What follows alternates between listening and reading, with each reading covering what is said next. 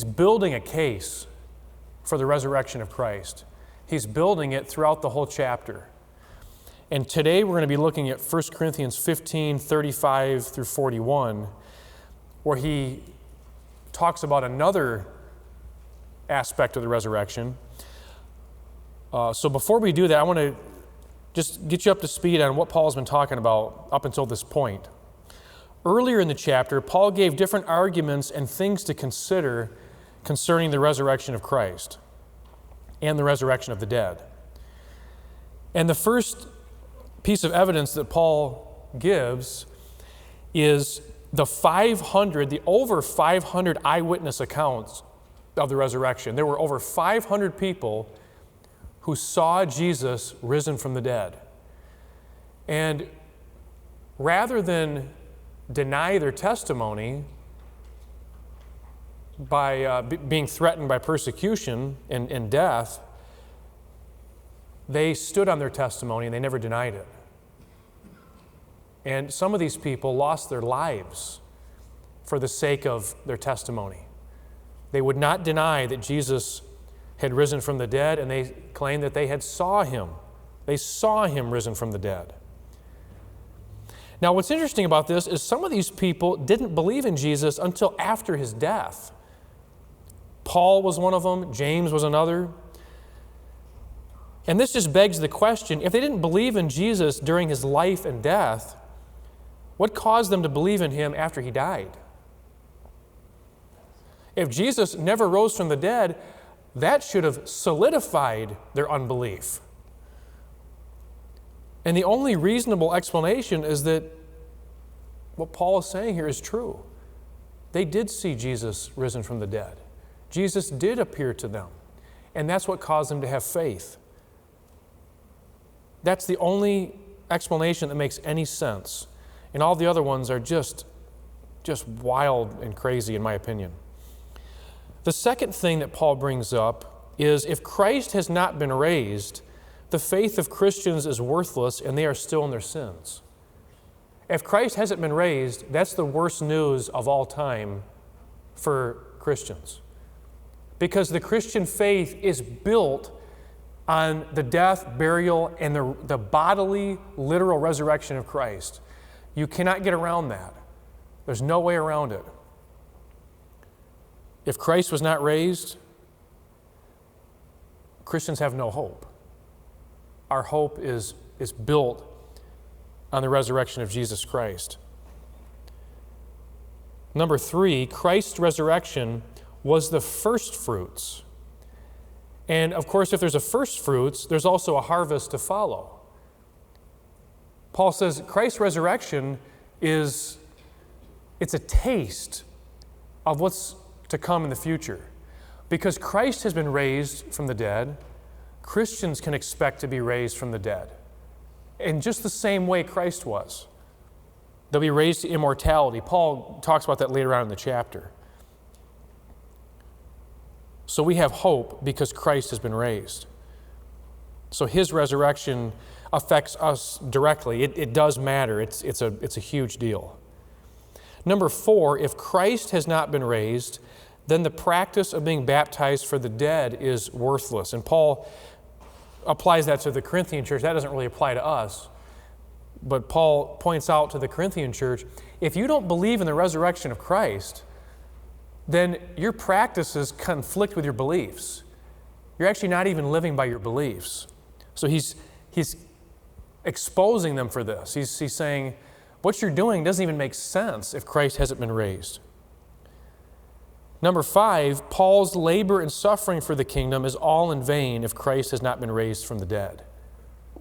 Paul went through an awful lot. He went through an awful lot to preach the gospel. And he went through things that most Christians will never go through in their whole lives. And Paul says, if Christ hasn't been raised, everything that I am doing, all my labor, all my suffering, it's all for nothing, and I'm wasting my time. I mean, just imagine how ridiculous it would be for Paul to have made up the doctrine of the resurrection and then to live a life of horrible suffering and misery at times in order to maintain this lie that he made up. That's ridiculous. Nobody would do that. Nobody would do that. So Paul gives some evidence for the resurrection, but he also gives some other things to consider concerning the resurrection. He gives different kinds of arguments, and he's trying to really get them to think about what they believe. Today, we're going to be looking at 1 Corinthians 15, verses 35 through 41. And in this section, Paul addresses a question which is actually an objection regarding the nature of the resurrection body. How can a body be raised to life after it has decayed? And that's a fair question. And he responds to this argument by using various illustrations from the natural world. So if you have your Bible, 1 Corinthians 15, 35 is the verse we're going to start at today. 1 Corinthians 15, 35. But someone will say, how are the dead raised? And with what kind of body do they come? Now, I get the feeling like, based on what we've already read, I get the feeling like this question was raised by the same people who denied the resurrection of the dead. Obviously, that's who's asking the question. But then the question is, well, why are they asking this? What's their motivation for asking? And notice what Paul says here. How are the dead raised? Now, here's what they're asking, really. How does this occur after the body has decomposed and reverted back to dust? Because that's what's going to happen, right? When you die, given enough time, your body is going to return to dust. Or they could be asking these kinds of questions. How are the remains collected and reassembled? If a person turns to dust, the wind blows the dust all over the place. How is God going to put Humpty Dumpty back together again? What if the person was burned to ashes or eaten by wild animals? How's God going to put someone together again who is in that kind of condition? Now here's the main thing you want to pay attention in this section. Paul's response in verse 36 tells you why they were asking these questions. Notice in verse 36 he says, "You fool! You fool!" What does that tell us?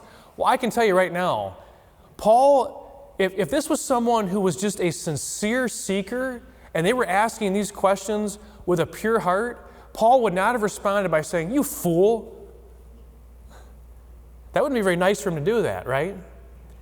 The reason he responds this way is because these people were not asking this question from a pure heart.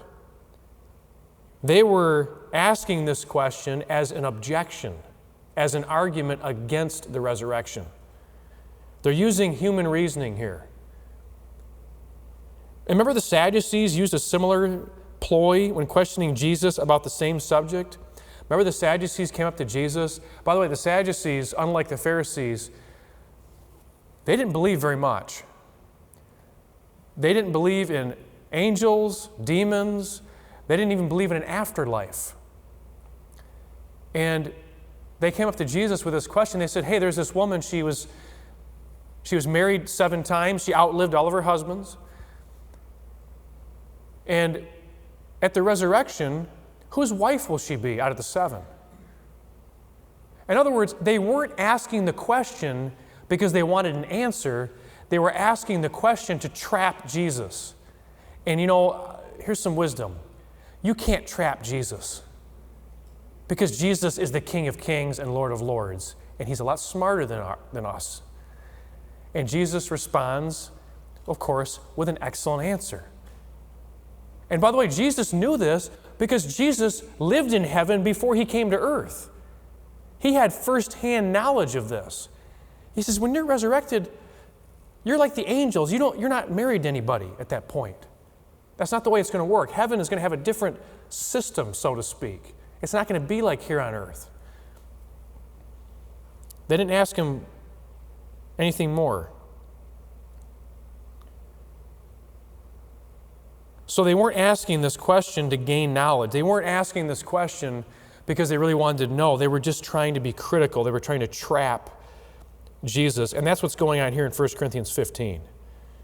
Paul's addressing a question/objection. And with what kind of body do they come? In other words, given that a body decays and returns to dust, what type of body will the resurrected possess? Will it be the same body? Paul's answer is both yes and no. And he mentions more about that in verses 42 through 49. We'll get to that later on. But I want to touch on this. Questions. Some people ask questions about Christianity, about God, not because they want answers, but because they want to be critical of Christianity and its beliefs. These people are wise in their own eyes. Have you ever ran into anybody like this? I have a number of times. A number of times. And after running into people like this a number of times, my advice is don't throw your pearls to the pigs. And you got to decide whether you're dealing with pigs or not. That takes some discernment. But if you come to the conclusion that there's someone asking you all these questions because they're trying to trap you and they're really not seeking answers, you wash your hands of them. Because you're most likely going to go nowhere.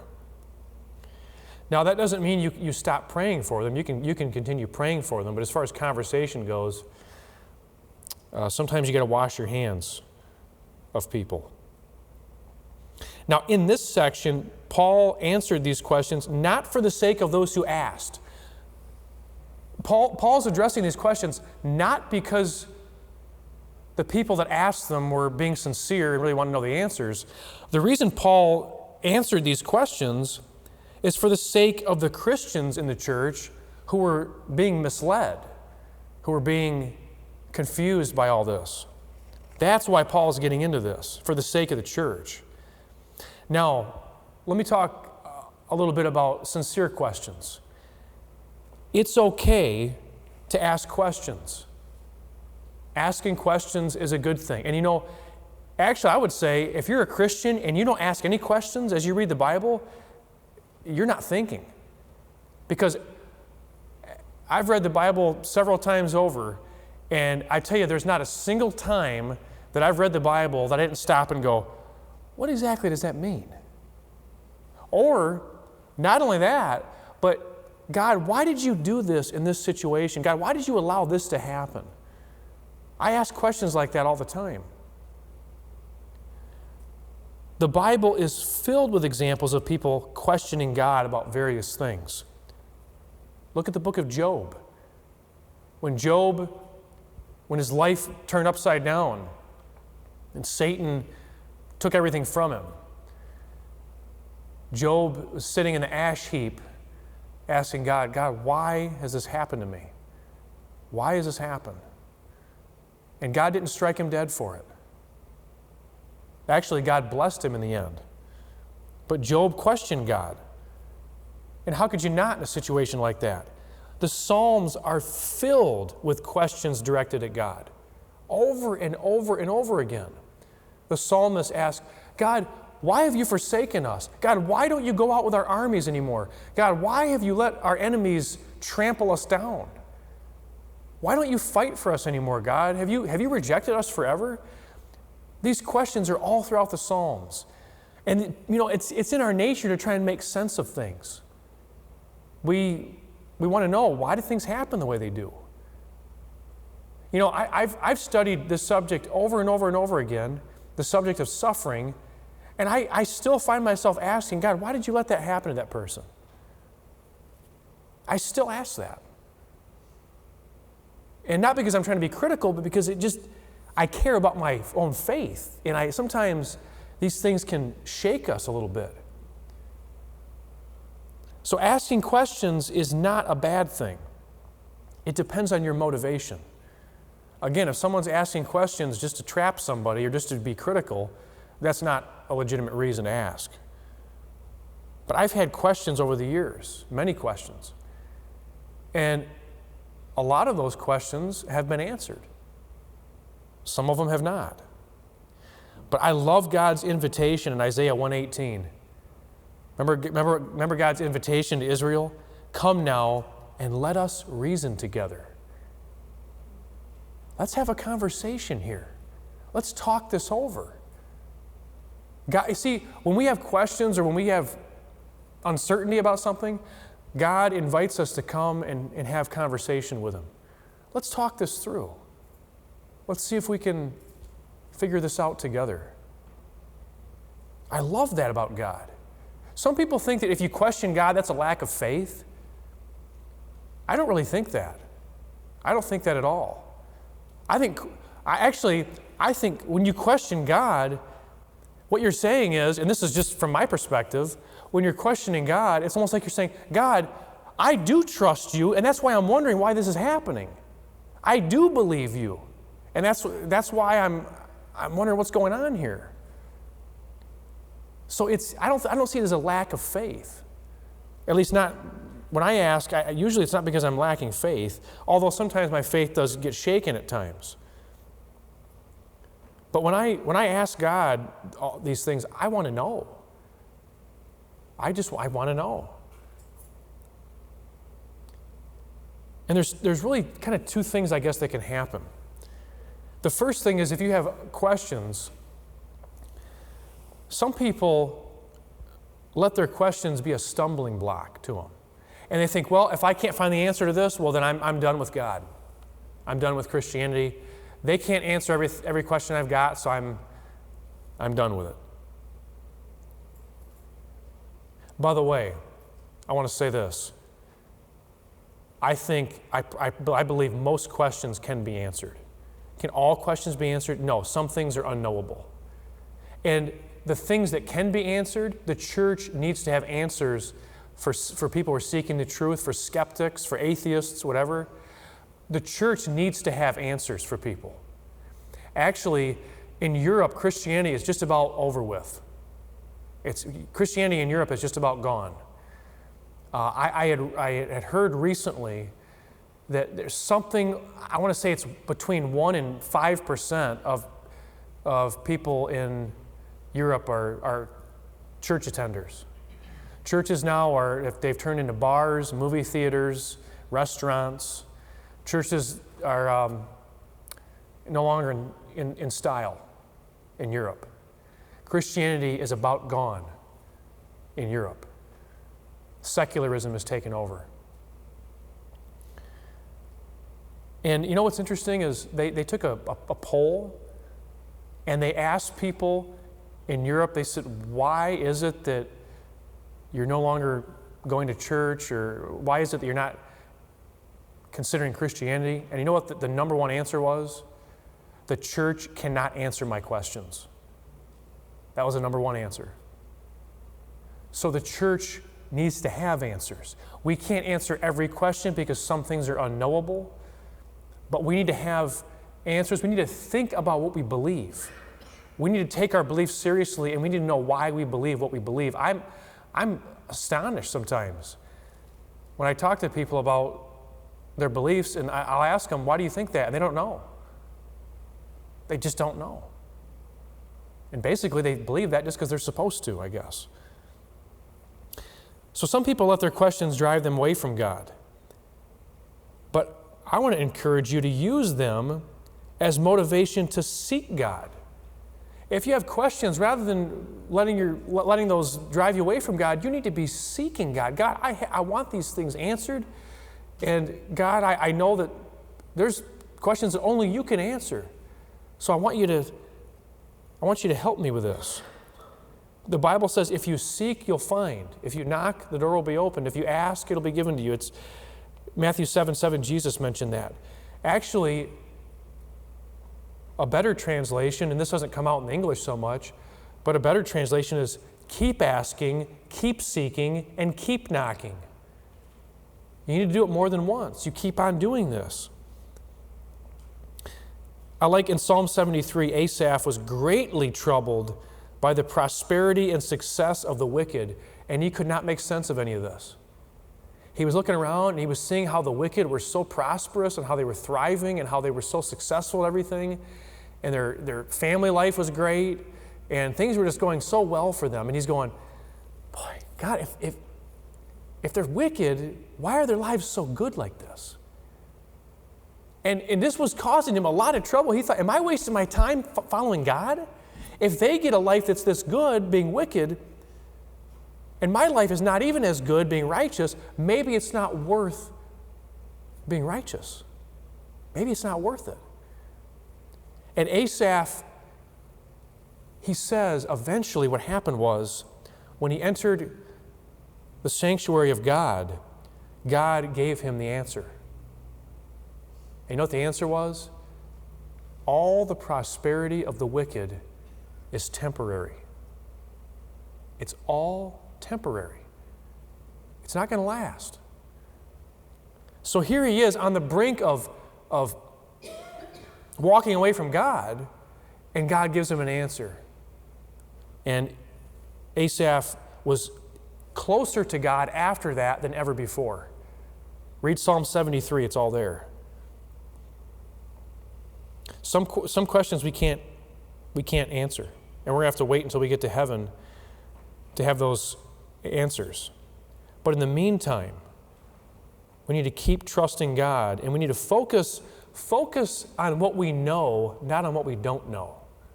Focus on what you know, not on what you don't know. And keep seeking truth. Keep seeking the answers, because I think a lot of them are there. In verse 36, Paul says, "You fool, that which you sow does not come to life unless it dies. You fool." And it's as if Paul's saying this. He's not insulting them. It's as if he's saying, oh, you foolish person, don't you realize the truth in this? Don't you see beyond this? Don't you realize that your objections are weakened by your common experience? You argue against the resurrection, and yet you witness a kind of resurrection every time you sow your seed. He's talking to farmers. He's saying every time you sow a seed, you're experiencing a kind of resurrection. It's not exactly like the resurrection of the dead, but it's similar. And he says, that which you sow does not come to life unless it dies. What he's saying is, even in nature, you can find examples of life resulting from death. When you sow a seed, what happens? The seed sort of decays, rots, die, whatever you want to call it. And from that seed comes the plant. But the seed has to die first, or rot, or whatever, in order to take that new form. And Paul's saying that's similar to what our resurrection experience is going to be like. It's similar. Now, I want to emphasize this. Paul uses this illustration not to prove the resurrection, but to show that the concept is not nearly as far-fetched as it may seem at first. That's his point. He's not using this as proof of the resurrection. He's just saying this is an analogy that can help you see that the resurrection is not such a lofty idea after all, because there's something similar that happens in everyday life.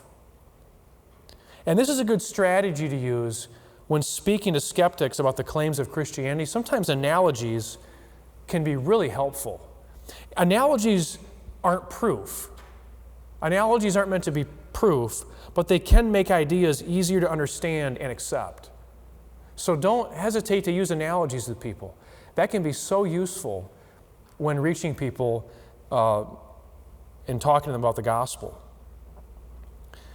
In verse 37, Paul says, And that which you sow, you do not sow the body which is to be, but a bare grain, perhaps of wheat or of something else. What he's saying is a seed that's planted in the ground dies, and as a result, it takes on a new form. And Paul uses the example of wheat here. He says when you sow the seed dies, and from that death, new life comes. It's the life of the wheat. That's similar to the resurrection. And if God can give a new body to a seed that dies, then he can provide new bodies for those who die in Christ. If God can do this with a seed, why can't he do this with his own children who die? You see, if you can accept the one thing, it's not as hard to accept the other. That's what he's talking about here. In verse 38, but God gives it a body just as he wished, and to each of the seeds a body of its own. God's ability to provide such a variety of bodies for seeds makes it plausible that he can provide new bodies for Christians who die. And body here, Paul uses the word body, but really it just means a different form. That's all he's saying here. Verse 39, and he says the same thing in different ways over and over again. Verse 39, all flesh is not the same flesh, but there is one flesh of men, and another flesh of beasts, and another flesh of birds, and another of fish. In other words, because there is such a variety of bodies or forms which are suited for all kinds of environments, God can create a body that's suited for heavenly existence.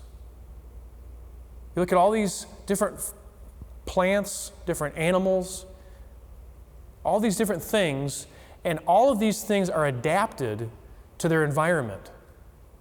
And Paul's saying if God can create all these things that are all adapted to different environments, why can't he create a new body for Christians that are adapted to a heavenly existence? It stands to reason that he can. It's not all that surprising, is what Paul's saying here. In verse 40, there are also heavenly bodies and earthly bodies, but the glory of the heavenly is one, and the glory of the earthly is another. When he talks about heavenly bodies, he's talking about celestial bodies, and these include the sun, the moon, and the stars. He's saying all these different things in creation, they're all adapted to their environment. Even the sun, the moon, and the stars. They're there all day, every day. They're able to remain in that environment that they're in. Earthly bodies, the same way. This includes plants, humans, birds, beasts, and fish, all these different creatures. The glory of the heavenly is one, and the glory of the earthly is another. If there's such a difference in glory between celestial and earthly bodies, is it so hard to believe that there are both mortal bodies and glorified bodies? Is it really that much of a stretch? 41, there's one glory of the sun and another glory of the moon and another glory of the stars, for star differs from star in glory. This is the same point that he just made.